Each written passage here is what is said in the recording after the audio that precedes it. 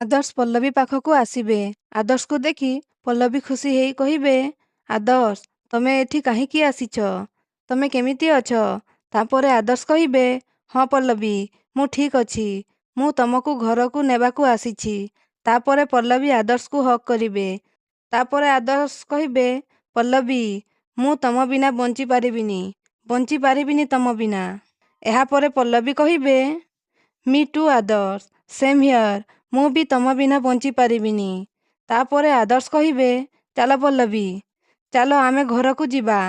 ଏହାପରେ ପଲ୍ଲବୀ କହିବେ, ନାଇଁ, ମୁଁ ରୂପସାକୁ କଥା ଦେଇଛି। ତାପରେ ଆଦର୍ଶ କହିବେ, କ'ଣ କରିବେ ସିଏ? ହାଁ, କ'ଣ କରିବେ ସିଏ? ଆମ ପ୍ରପର୍ଟି ନେଇଯିବେ ତ? ତ ନେଇଯାଆନ୍ତୁ। ମୋତେ କେବଳ ତମେ ଦରକାର ପଲ୍ଲବୀ, କେବଳ ତମେ। ମୁଁ ରୂପସାଙ୍କୁ କହିଦେବି, ତାଙ୍କର ଯାହା ଦରକାର ସେ କରନ୍ତୁ। କିନ୍ତୁ ମୁଁ ତମକୁ ହରେଇ ପାରିବିନି ମୁଁ ତମକୁ। କ'ଣ କରିବେ ସିଏ? ହାଁ, କ'ଣ କରିବେ? ମୋତେ ଜେଲରେ ଭରିଦେବେ? ମୋତେ ଜୀବନରୁ ମାରିଦେବେ? ନାଇଁ, ସିଏ ଏମିତି କେବେ ବି କରିପାରିବେନି, କେବେ ବି ନୁହେଁ। ଏହାପରେ ପଲ୍ଲବୀ କହିବେ, କିନ୍ତୁ ଆଦର୍ଶ, ଆମେ ଆମର ନିଜ ପ୍ରମିସ୍କୁ ତ ସମ୍ମାନ ଦେବା ଉଚିତ। ତାପରେ ଆଦର୍ଶ କହିବେ, କୋଉ ପ୍ରମିସ୍ ତମେ ସମ୍ମାନ ଦେବା କଥା କହୁଛ ପଲ୍ଲବୀ? କୋଉ ପ୍ରମିସ୍? ଏଇ ରୂପସା ଭଳି ଝିଅ, ହାଁ, ଏଇ ରୂପସା ଭଳି ଝିଅର ସମ୍ମାନକୁ ତମେ ତୁଲେଇବା କଥା କହୁଛ? ଆଚ୍ଛା, ତମେ ମୋତେ କୁହ, ତମେ ମୋ ବିନା ବଞ୍ଚିପାରିବ? କୁହ। ଏହାପରେ ପଲ୍ଲବୀ କହିବେ, ନାଇଁ। ପୁଣି ଆଦର୍ଶ କହିବେ, ନାଇଁ ନା? ହାଁ, ତାହେଲେ ଚାଲ ଏଇ ମୁହୂର୍ତ୍ତରେ ଆମେ ତାଙ୍କ ସାମ୍ନାକୁ ଯିବା, ଆଉ ତାଙ୍କୁ କହିବା, ଆମ ଦି ଜଣଙ୍କୁ ସେ ଜୀବନରୁ ମାରିଦିଅନ୍ତୁ। କିନ୍ତୁ ଆମେ ଦି ଜଣ ପରସ୍ପର ପାଖରୁ ଅଲଗା ହେଇ ରହିପାରିବାନି। ଆମେ ବଞ୍ଚିବା ଯଦି ତ ଏକା ସାଙ୍ଗେ ବଞ୍ଚିବା, ଆଉ ଯଦି ସେ କଥା ନ ହୁଏ ତାହେଲେ ଆମେ ଦି ଜଣ ଏକା ସାଙ୍ଗରେ ମରିଯିବା। ତାପରେ ରଞ୍ଜନ କହିବେ, ପଲ୍ଲବୀ। ତାପରେ ପଲ୍ଲବୀଙ୍କ ସ୍ୱପ୍ନ ଭାଙ୍ଗିଯିବ।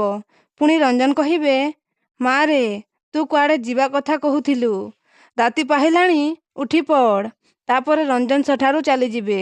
ତାପରେ ପଲ୍ଲବୀ କହିବେ, ତମରି କଥା ଭାବି ଭାବି ମୁଁ କେତେବେଳେ ଶୋଇପଡ଼ିଛି ମୁଁ ନିଜେ ବି ଜାଣିନି ଆଦର୍ଶ। ଜଣା ନାହିଁ ତମକୁ ଭଲରେ ନିଦ ଆସିଥିବ କି ନାହିଁ କେଜାଣି। ଆଉ ଏପଟେ ଆଦର୍ଶ ନିଦରେ ଥାଇ କହିବେ, ହଁ ପଲ୍ଲବୀ, ତମ ଲଉରୀ ଶୁଣି ମୋତେ ବହୁତ ବଢ଼ିଆ ନିଦ ହେଲା, ବହୁତ ବଢ଼ିଆ। ପଲ୍ଲବୀ, ପଲ୍ଲବୀ କହି ଉଠି ପଡ଼ିବେ। ଆଉ କହିବେ, ପଲ୍ଲବୀ, ପଲ୍ଲବୀ, କୁଆଡ଼େ ଗଲ ତମେ ପଲ୍ଲବୀ? ଫୋନ୍ କୁଆଡ଼େ ଗଲା? ଫୋନ୍ କହି ସିଷ୍ଟରକୁ ଡାକିବେ। ଆଉ କହିବେ, ସିଷ୍ଟର ବୋଧେ ଫ୍ରେଶ୍ ହେବାକୁ ଯାଇଥିବେ। ନାଇଁ, ମୋତେ ଏବେ ପଲ୍ଲବୀଙ୍କ ସହିତ କଥା ହେବାକୁ ପଡ଼ିବ କହି ବେଡ୍ରୁ ଉଠି ଟେବୁଲ ପାଖକୁ ଯିବେ। ଆଉ ଫୋନ୍ ସୁଇଚ୍ ଅଫ୍ ଥିବାରୁ ଫୋନ୍କୁ ଫୋପାଡ଼ି ଦେବେ। ଆଉ ବହିପତ୍ର ସବୁକୁ ଫୋପାଡ଼ି ଦେବେ। ଆଉ ପଲ୍ଲବୀ ଲେଖିଥିବା ଚିଠିକୁ ଦେଖିବେ। ଆଉ ଉଠେଇ ଆଣିକି ପଢ଼ିବେ। ତ ଦର୍ଶକ ବନ୍ଧୁ, ଏବେ କ'ଣ ଆଦର୍ଶ ସବୁ ପଲ୍ଲବୀର କଥା ଜାଣିଯିବେ କି? ଆମକୁ କମେଣ୍ଟ କରି ନିଶ୍ଚୟ ଜଣାନ୍ତୁ।